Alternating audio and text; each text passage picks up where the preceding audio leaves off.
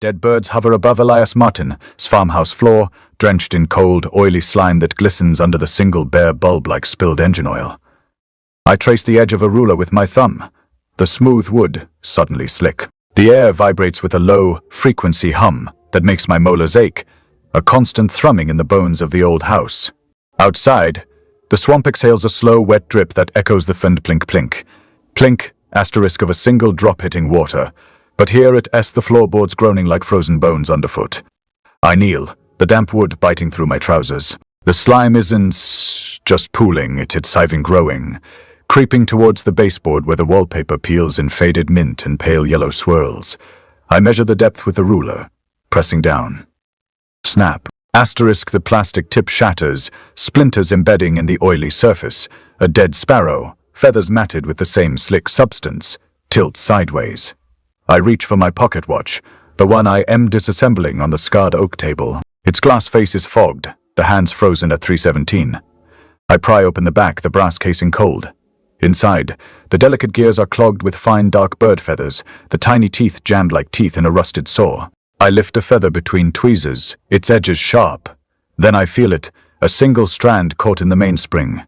I pull it free. It's not hair, it's fur. Fur that feels like cold needles, impossibly fine and sharp against my fingertip. The same texture as the cat's fur eye, be seen scratching at the walls where the bodies are hidden. The cat's eyes.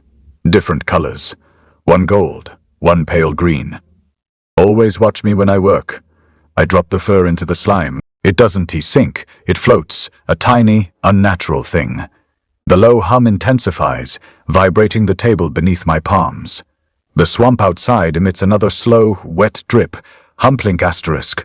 The sound seems to come from the wall itself, a rhythmic pulse. I look up. The wallpaper's faded pattern seems to shift in my peripheral vision, movement where nothing should be. I blink hard. The pattern is still, but the feeling remains, a pressure, a presence just beyond sight. The air smells of wet earth, rust, and something older, like the damp rot of submerged wood. I lift the watch again, the gears grinding faintly as I try to clear the feathers. The hum deepens, a physical thing now pressing against my eardrums. The floorboard beneath my knee cracks with a sound like a thin layer of ice giving way under a boot. Huffun, crack. Asterisk the sound is sharp, sudden, then the hum swallows it. I look down at the watch. The tiny feather ID pulled is gone from the spring. I stare at the clogged gears, the oily slime seeping around the base. Then I see it. A single, pale wing, detached from a bird, drifting upwards through the stagnant air above the table. It moves slowly, defying gravity, catching the dim light like a piece of tissue paper caught in an updraft. It rises, silent, through the haze of the oily air, vanishing towards the ceiling where the rafters are dark and damp. The hum continues, a steady thrumming in the floor, the wall, the very bones of the house. The wing is gone. Only the slime remains and the slow, wet drip echoing the foin plink-plink. Plink, asterisk of the swamp outside. The needle, thin and cold as ice, rests beside the disassembled clock on my workbench. Its tip catches the dim light filtering through the grimy window, casting a tiny shadow that trembles with each beat of my heart. I pick it up between thumb and forefinger, turning it over like a miniature sword, feeling its weight, its balance. I begin to grind at the gear with the whetstone, the sound filling the room, a harsh metallic rasp that echoes the swamp's low hum outside. It is rhythmic, this grinding syncopated against the pulsing bass note of nature just beyond these walls. Scratch. Pause. Scratch. The cat watches me from its perch on a high shelf, eyes never blinking. The whetstone feels like coarse sandpaper under my calloused palm, each grain biting into skin as I work. It smells of iron and rust, the scent sharp in my nostrils. Scratch. Pause. Each stroke sends tiny sparks flying from metal to stone, brief flashes that die before they hit the floor. The cat's tail twitches suddenly, a deliberate movement against the dusty wood. Its eyes flick downwards towards the floorboards beneath me. I hear it then, a faint scratching sound, rhythmic and insistent. Scritch, scritch, scritch, scritch. It stops as abruptly as it started. I set aside the whetstone, my hand trembling slightly from the effort or perhaps anticipation. The cat's tail lashes once more before it leaps down silently, landing on all fours beside me. Its fur is like cold needles under my touch. Each strand a tiny spike pressing into skin. It feels unnatural, alien. The scratching resumes, louder now, deliberate. Scritch, scritch, scritch, scritch, scritch.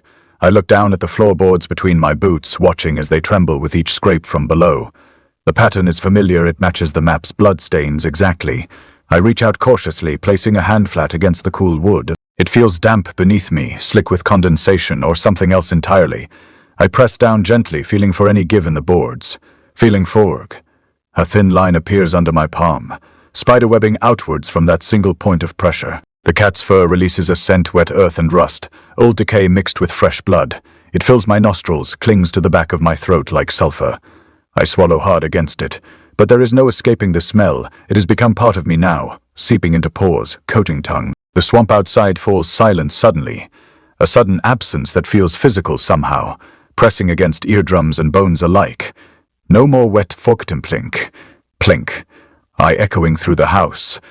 Only the low hum remains, vibrating in my teeth like a distant heartbeat gone wrong. I wait for it to resume to break this oppressive silence, but instead something else happens. The cat's scratching stops abruptly, and then I hear another sound, a soft, slow dripping that seems to come from everywhere at once.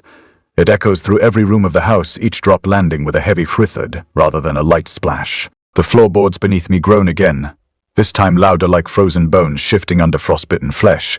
I look down just as another crack appears, snaking outwards from where my hand lies flat against the wood. Then another, and another still. They spread like veins across marble skin, branching out until they form a perfect map of blood-red lines.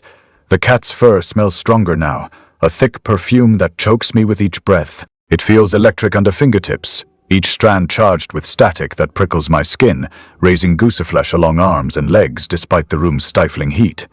I realize then, this is not just any smell, it is a warning. And I've ignored too many already. The map lies open on the table, its edges curled like the lips of a long dead thing. It's not paper, not really. It's something older, something that feels like it's breathing beneath my fingertips. The bloodstains are not static, they pulse, slow and deliberate, like the heartbeat of a creature I've never seen but somehow know. Each stain is a different shade of red, some almost translucent, others thick and cloying like spilled wine that's been left to fester in the sun. I lean in, close enough to see the faintest shimmer of movement within the stains, as though the blood itself is alive, writhing in its own prison. The claw marks in the wall are fresh, damp with something that smells like wet earth and old meat. I press my palm against the wood, feeling the grooves, the ridges, the way the surface shivers beneath my touch. It's not just the cat's doing. I know that now. The scratches are too deep, too deliberate. They are the marks of something else, something that buried its own kind here in the floorboards, in the walls, in the very bones of this house. The map shifts again, its bloodstains rearranging themselves. I watch, transfixed as a new stain appears, this one on my wrist where I've just touched the table. It spreads quickly, dark and hungry, like ink bleeding through skin.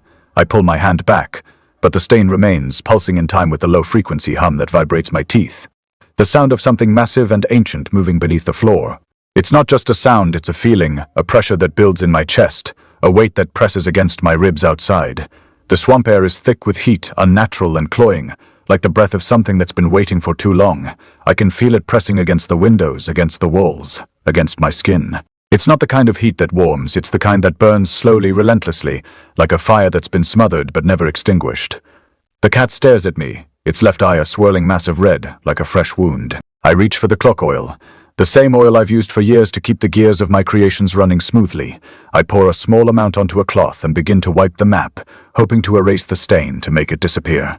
But the oil turns crimson the moment it touches the paper, as though it too has been tainted by whatever force is at work here. I drop the cloth, watching as the oil spreads, forming new stains, new shapes, new patterns, that I don't want to see but can't look away from. The map's bloodstain shifts again, this time crawling up my arm, inch by inch, until it reaches my elbow.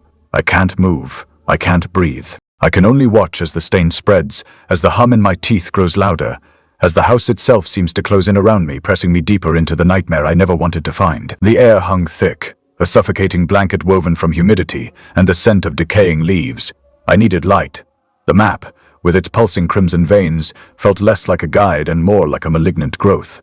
A candle seemed the only recourse. I struck a match, the flare momentarily blinding, then the small flame bloomed, casting grotesque shadows that danced across the walls. The tallow dripped, a slow, viscous lament pooling on the tabletop.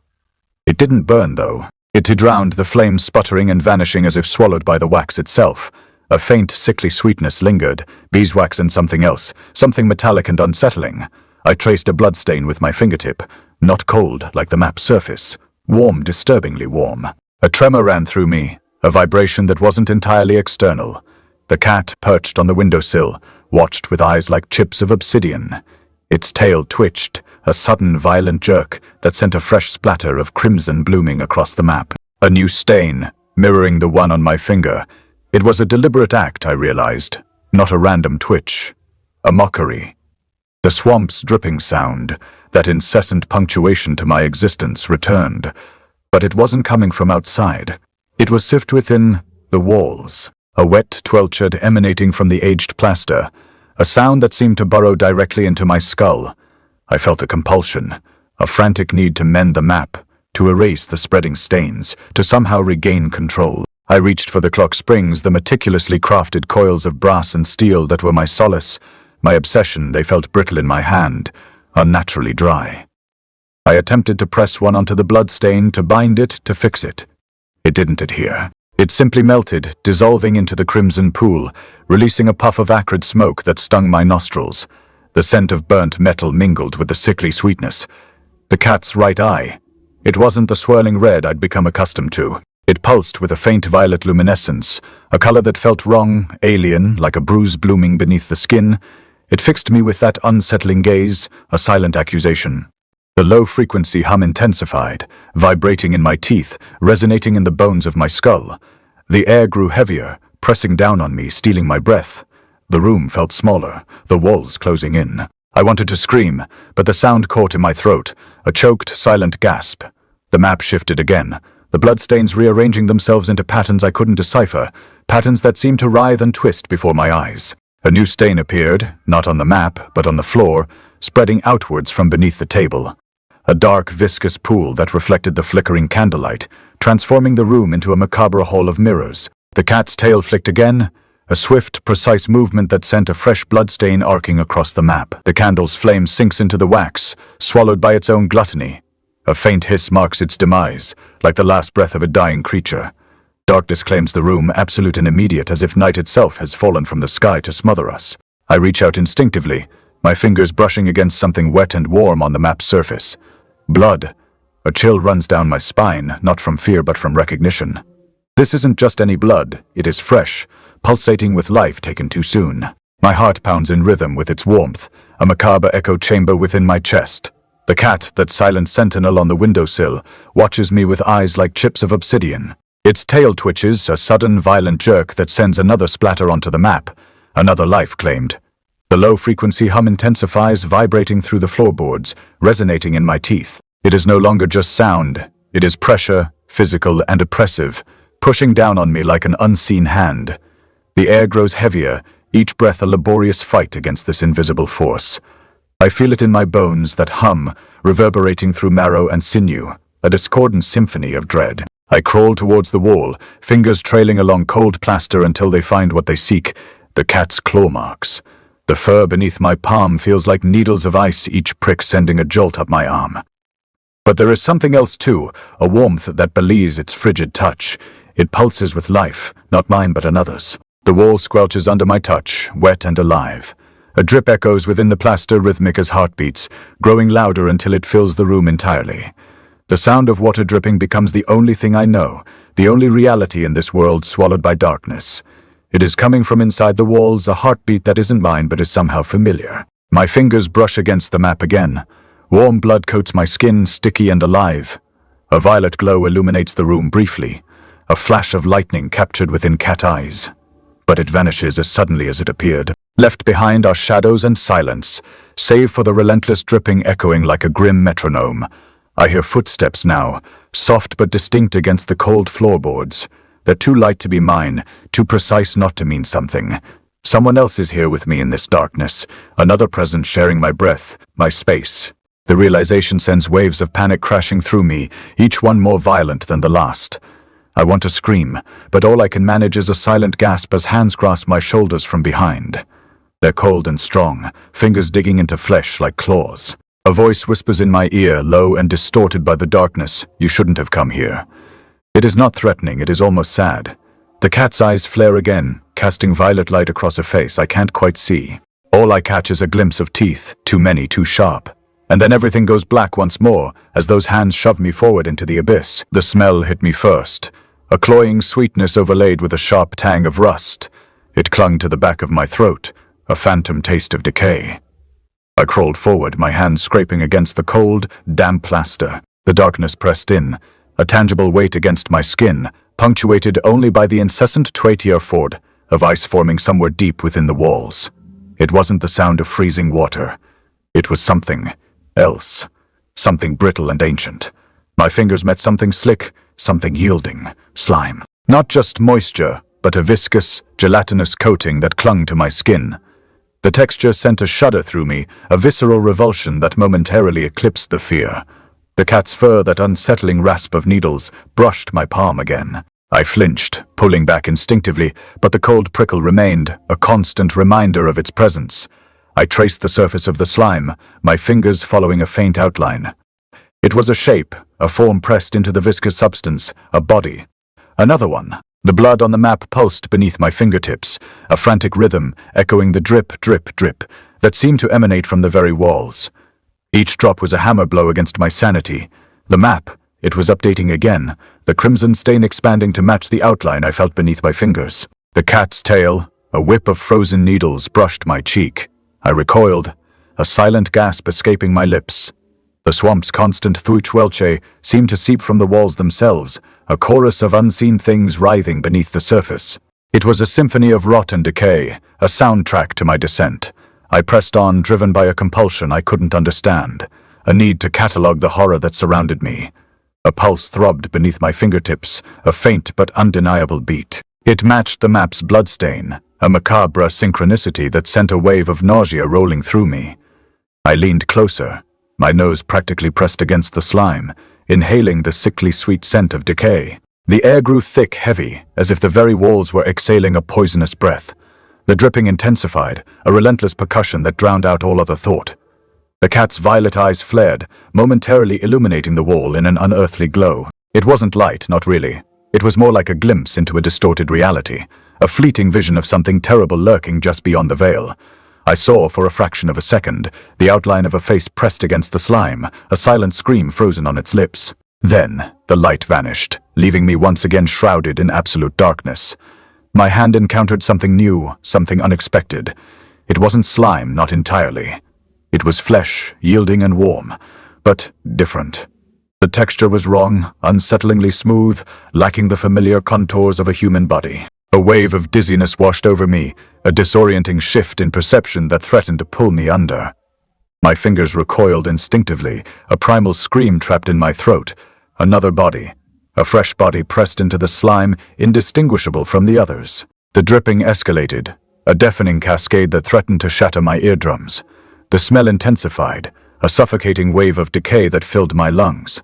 I stumbled backward, my hands flailing, searching for purchase in the viscous darkness. The cat's cold fur brushed my arm, a silent farewell. The body's pocket watch was slick with the same viscous slime that coated the wall. I pried it open with a finger, the metal cold and unyielding.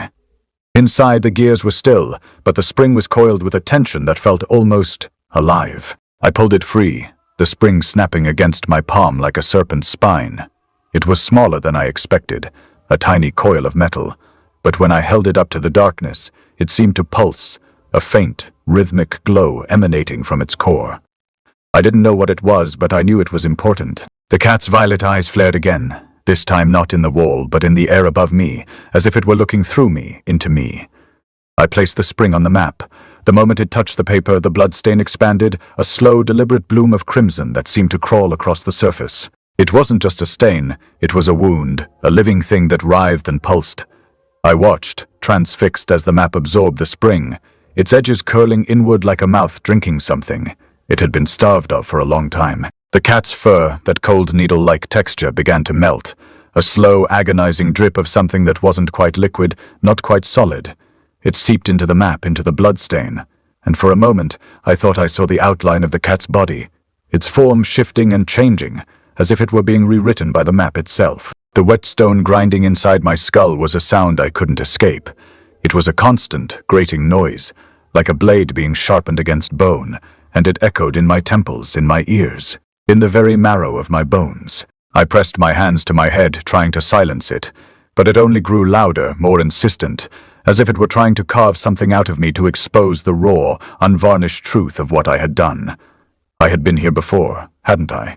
I had seen this before, felt this before. The swamp's dripping had stopped, leaving only the grinding of the whetstone, the slow, deliberate rasp of something ancient and terrible. The map's bloodstain pulsed again, and this time it pulled me toward the wall. I felt it, a magnetic force that tugged at my limbs, at my very soul. I tried to resist, but the pull was stronger than I was. The cat's left eye, that violet glow, flickered, and in its depths I saw my own face, older, twisted, and dead. I saw myself standing at the edge of the swamp, my hands stained with blood, my eyes hollow with something I couldn't name. I saw myself falling into the darkness, and I knew with a terrible certainty that I would never rise again. The cat's fur was still oozing, a slow, relentless drip that left behind a slick, glistening trail on the floor. I knelt, my fingers trembling, and picked up the spring, the tiny coil of metal still pulsing faintly in my palm. I had no idea what it was, but I had the vague sense that it was a key, or perhaps a wound waiting to be closed. I pressed it into the watch's casing, the metal cold against my skin, and the gears groaned as if in protest. I turned the hands, and to my horror, they moved backward, each tick a slow, deliberate step into the past. The map on the table pulsed again, the bloodstain expanding like a wound that had been reopened. I leaned closer, my breath fogging the surface, and there it was, my own face, younger, unmarked, staring back at me from the depths of the stain. I saw my hands, calloused from years of working with gears and springs, and I saw the clock I had built in the attic, the one that had never worked. I saw the day I had walked into the swamp, the day I had been found, and I saw the faceless man in the tailored suit standing over me, his hands stained with the same blood that now seeped from the map. The cat's right eye flared, a deep, unnatural violet, and in its depths I saw myself again, older, twisted, and dead. I saw the swamp, the farmhouse, the map, and I saw the faceless man watching from the shadows. I saw my hands, now bloodied, reaching for the watch, and I saw the cat's fur, still dripping, still oozing. I saw the future, and it was not kind. I pulled my hand away from the map, my breath coming in short, shallow gasps. The whetstone was still grinding in my skull, a relentless grating sound that echoed in my bones. I pressed my hands to my temples, trying to silence it, but it only grew louder, more insistent, as if it were trying to carve something out of me, to expose the raw, unvarnished truth of what I had done. I looked down at my hands, at the blood that had seeped from my fingertips, and I knew what I had to do. I pressed my finger to the map, the blood dripping onto the clockwork, and the cat's eyes flared again, this time with a hunger I could not name. It licked the blood from the floor, its tongue cold and unyielding, and I felt the low-frequency hum pressing against my chest, like a fist closing around my ribs. The swamp's dripping sound returned, a wet, squelching drip that echoed in the silence, and I knew with a terrible certainty that I would never rise again. I placed the cat on the map, its fur still slick and cold from the ooze that had once been blood.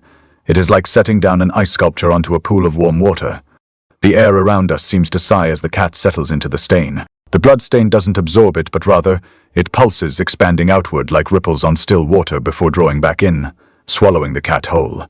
The cat's fur shimmers under this new light, no longer oil-like, but iridescent, like mother of pearl sliced thin and laid out to catch the moon. It absorbs the bloodstain, every last drop disappearing into its fibers, until there is nothing left on the map except for my reflection staring back at me from within those deep violet eyes. I reach down, tracing the now familiar lines of my younger face, etched onto the surface. The ink bleeds into my fingertips like roots seeking water, and I feel a vibration pulse through my palm, a low-frequency hum that seems to resonate in every bone of my body. It is the same feeling as when you've been sitting too long on your heels, only this time it feels like someone has taken an ice pick to each joint. The cat's eyes flare again, this time with a hunger I can't quite place. Its right eye shows me myself, older and dead, lying face down in the swamp, while my left eye stares at nothingness, empty as a void. The past and future colliding like two worlds on collision course. I pull away from the map, my hand shaking slightly. My breath fogs up around me, each exhale coming out ragged and uneven. The whetstone grinds in my skull again, a harsh metallic rasp that echoes through every chamber of my mind. I press my fingers against my temples, trying to silence it, but all I succeed in doing is amplifying the sound until it is like 1,000 tiny gears turning inside me. The cat starts to glow violet, the same deep, unnatural purple as its eyes, until it seems as though it might burst into flame at any moment. The map beneath it pulses again, this time with a rhythm that matches my heartbeat, a steady throb of anticipation or fear. I can't tell the difference anymore. I pick up one of the clockwork parts scattered across the table, the smallest gear I have, and press it against the cat's right eye. It fits perfectly into the socket, clicking softly as if locking into place. The glow intensifies briefly before fading away entirely. The map pulses again, this time faster and more insistent than ever before. Blood begins to seep from its edges like ink bleeding through watercolor paper until it forms a perfect circle around us both. I reach out tentatively, touching the bloodstain with my fingertip. It is warm, the warmth of fresh blood, and vibrating faintly against my skin. The cat turns towards me now, its left eye still empty but somehow watching nonetheless, as if waiting for something, or someone else to join us in this dance between past and future. The grinding whetstone suddenly stops, leaving behind an almost deafening silence broken only by the squelch of wet earth beneath our feet. And then, I hear it, the faintest whisper of movement coming from my empty pocket, where once there was a watch, but now there is nothing left, except shadows cast long and deep by memories yet unmade. The cat's left eye stares into that void, a silent question asked only to itself, and the bloodstains on the map begin to pulse again, hungry for what they know is soon coming. The cat's fur prickles against my palm, cold needles driven through skin. I place it gently on the map, where the bloodstain spreads like a slow bloom. It doesn't absorb the cat food consumes it. The stain vanishes into the fur, not pooling but sucking inward, drawing the crimson deep into the fibers, until the map shows only my reflection staring back from the cat's lilac eyes. The air hums, a low thrumming in my molars, the sound of a watch spring wound too tight. I reach out, tracing the map's new lines, my younger face etched in faded ink. My fingertip touches it, and the ink bleeds into my skin like roots seeking water. A vibration pulses up my arm, 1,000 tiny gears turning in my bones. The cat's eyes flare, right eye shows me older, face down in the swamp dead, left eye is an empty void. The past and future collide in that single silent snap. I pull back, breath ragged. My fingers press against my temples, trying to silence the grinding whetstone in my skull, but it only sharpens, metal scraping bone. The cat begins to glow, a deep lilac radiance that makes the air shimmer. The map pulses beneath it, matching my heartbeat now, a steady throb of dread. I pick up the smallest clockwork gear, cold and precise. I press it into the cat's right eye socket. It clicks into place, a soft ticket against the silence. The glow intensifies, then fades. The map pulses faster, blood seeping from its edges like warm ink through watercolor paper, forming a perfect circle around us.